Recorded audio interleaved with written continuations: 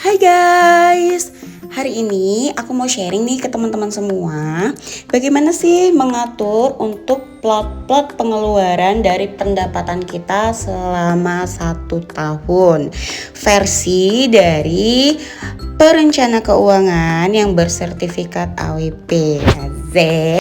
Alhamdulillah di bulan Oktober 2021 tepatnya tanggal 16 si Hermila Sari ini nih akhirnya bisa meraih gelar AWP. AWP itu apa sih? Associate Wealth Planner, seorang perencana keuangan. Ya gunanya apa sih? Ya untuk membantu klien-klien dalam merencanakan nih keuangan yang baik itu seperti apa. Kebetulan untuk sertifikasi ini kemarin aku dibiayain sama perusahaan ya guys ya. Jadi aku nggak tahu nominal untuk mengikuti sertifikasi ini berapa dan harus bayar berapa. Karena aku free gretong ya guys ya. Oke, nih gunanya financial planner itu untuk apa sih? Mungkin teman-teman pernah berpikir nih, aduh udah capek kerja bertahun-tahun tapi hasilnya nggak kelihatan. Aduh udah capek kerja tapi uangnya nggak kekumpul. Ini pasti ada yang salah sama pola pengaturan dari keuangan teman-teman. Oke, nih kita masuk ke engine-nya ya guys ya. Oke, di sini kita langsung ke perencanaan anggaran aja ya teman-teman.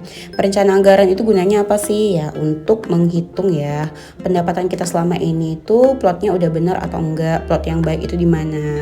Nih, kita masukkan dulu data diri dari kliennya ya. Tuh, kita masukkan dulu data diri suami aku ya guys ya. Andri Eka Putra. Oke, nama lengkap ya. Kemudian usianya berapa tahun? Usianya buat aja 30 tahun. Pemasukan tahunannya berapa? Nah, pemasukan tahunan ini dibedakan antara pemasukan yang tetap dan tidak tetap. Tetap itu yang gimana sih? Mungkin ya kalau si Bapak Andre ini kan dia punya pekerjaan tetap dengan gaji bulanan. Anggaplah gaji bulanannya itu di sekitar 4 juta.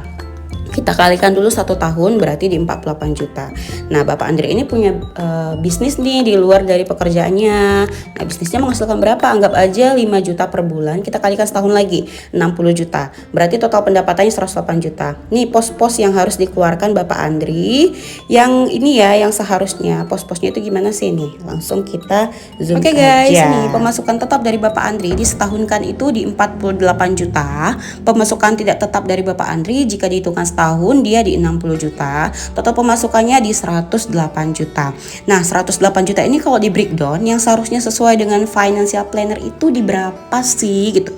Oke, di sini kan pendapatan Bapak Andre itu sudah dikenai nisab zakat ya guys ya. Nisab zakat itu berapa sih? Di 85 gram dikalikan harga emas hari ini ya guys ya. Kalau per hari aku buat video ini harga emas di sekitar 860.000. Kita kalikan 85 gram itu berarti Bapak Andri kalau dibagi 1 tahun sekitar 5 jutaan ya. Di sini pendapatan Bapak Andri kan sudah 10 juta per bulan ya.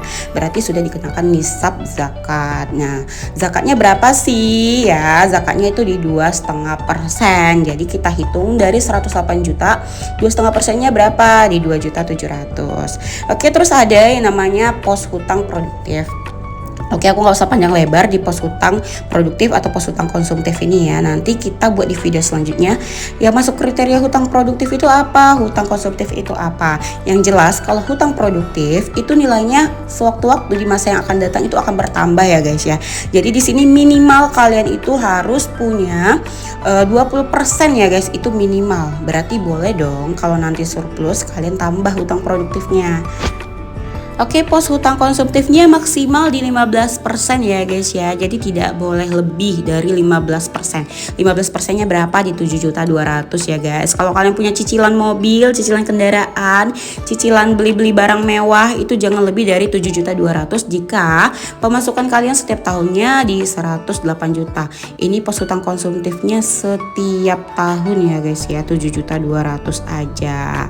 Oke, terus untuk pos asuransi minimal 10%. 10% per tahunnya berarti di 4.800.000. Ini boleh ditambah ya guys ya. Mana tahu nih kalian butuh pengcoveran untuk asuransi jiwanya lebih besar untuk mengcover si pencari nafkahnya. Jadi penting nih asuransi kita minimal harus punya 10%. Terus pos tabungan masa depannya ya sama dengan asuransi tadi minimal 10% ya. Boleh lebih berarti ya guys.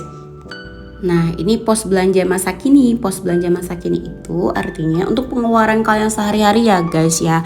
Seperti makan, jajan, beli-beli keperluan rumah tangga. Itu di 20.400.000 setahunnya ya. Kalau pendapatan kalian di 108 juta.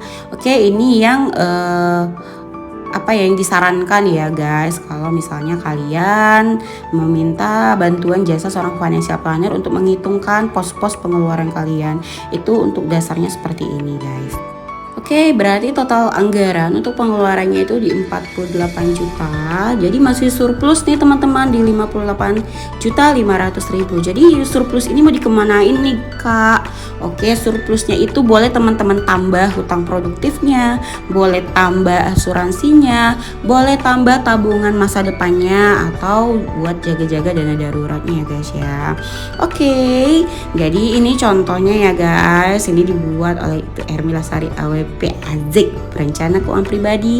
Ini bersifat rahasia ya, ini cuma contoh ya guys ya, ini contoh aja.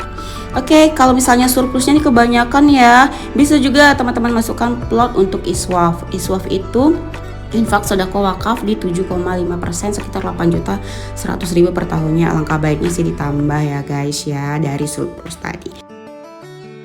Oke, sekian tips keuangan dari aku guys. Mudah-mudahan bermanfaat untuk teman-teman semuanya. Nanti kita jumpa di next season lagi untuk bahas perencanaan anggaran lainnya. Oke, terima kasih.